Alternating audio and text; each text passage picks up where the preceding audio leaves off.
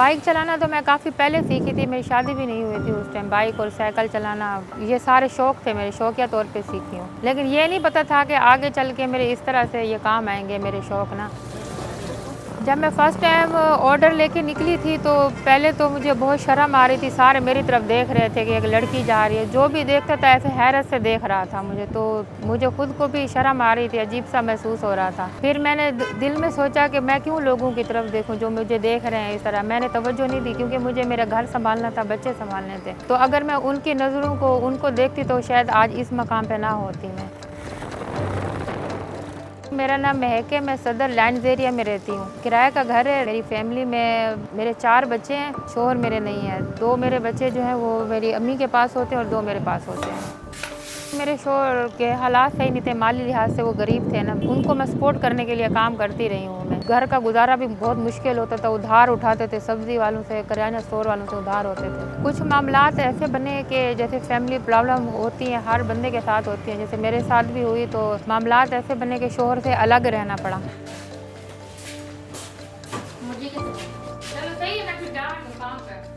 पहले मैं सिक्योरिटी की जॉब करती थी, लेडीज सर्चर काउंटर पे, मतलब मुख्तलिफ जॉब की है मैंने। कोरोना जब आया तो सब ठप हो गया, बंद हो गया, जॉबें कहीं भी नहीं मिल रही थी, तो घर पे बैठ गए। कई साल ऐसे ही गुजारे, बहुत तंगिश में गुजारे, खर्चा नहीं होता था, बच्चे मांगते थे खाना ये वो। तो फिर एक दफ़ा मैं फ़ोन चला रही थी तो ऐप में मैंने देखा कि ऐड आ रही है फूड पांडा की, तो मुझे यकीन भी नहीं था कि लेडीज़ रखेंगे, यानी लिखा भी नहीं था ना लेडीज़ का। तो मैंने अप्लाई किया तो इन्होंने मुझे ऑफिस में बुला लिया। मैं ऑफिस में गई तो उन्होंने मुझे हायर किया, तो मेरी खुशी का कोई ठिकाना नहीं था। जॉब मिल जाती है ना बंदे को तो खुशी एक अलग सी महसूस होती है उस टाइम। मैंने पहले दिन से काम स्टार्ट किया, जेब में कुछ भी नहीं था उस टाइम जब मैंने फूड पांडा से, कुछ भी, यकीन करें ऐसा करें, बच्चों को दे के जाने के लिए भी कुछ नहीं था। बाइक मैंने निकाली, किराया मैंने उठाया, ये पेट्रोल उधार पे पैसे किसी से उठाए, मैंने उसको बोला कि जब सैलरी आएगी तभी दूंगी।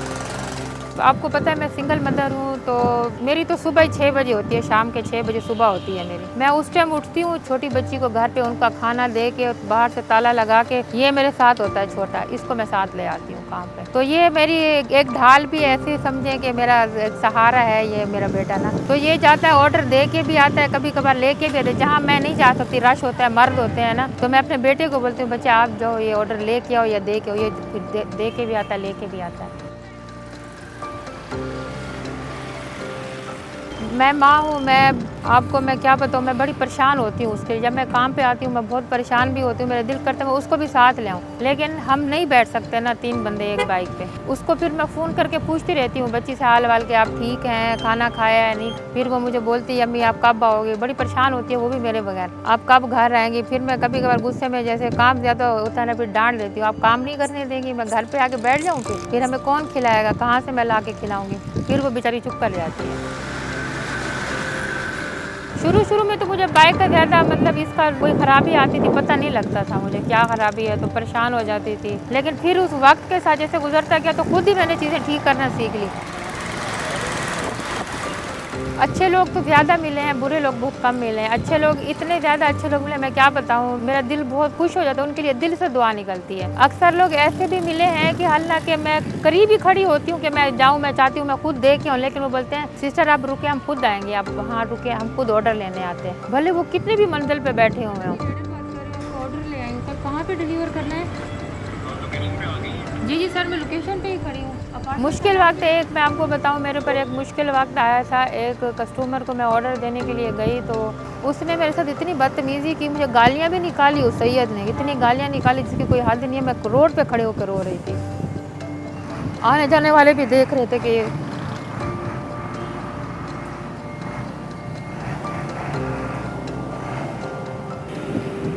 मैंने इनसे बहुत कुछ सीखा है।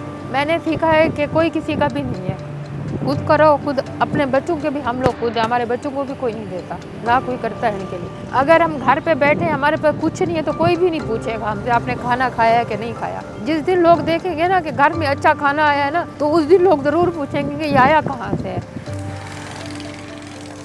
जितनी भी लेडीज़ हैं हमारे मुल्क की, मैं उनको यही कहना चाहूँगी कि कभी भी मायूस ना हो, गलत रास्ते पे भी ना चलो, मेहनत करो, काम करो, उसमें बरकत भी है, इज़्ज़त भी है, काम करें, अपनी मेहनत करें, कुछ सीखें। जितना भी मुश्किल वक्त आएगा मैं अपने बच्चों के लिए मेहनत करती रहूँगी, मैं इंशाल्लाह पीछे नहीं हटूँगी, और मैं अपने बच्चों को अच्छी पोजीशन पे देखना चाहती हूँ, मैं उनको कुछ बनाना चाहती हूँ।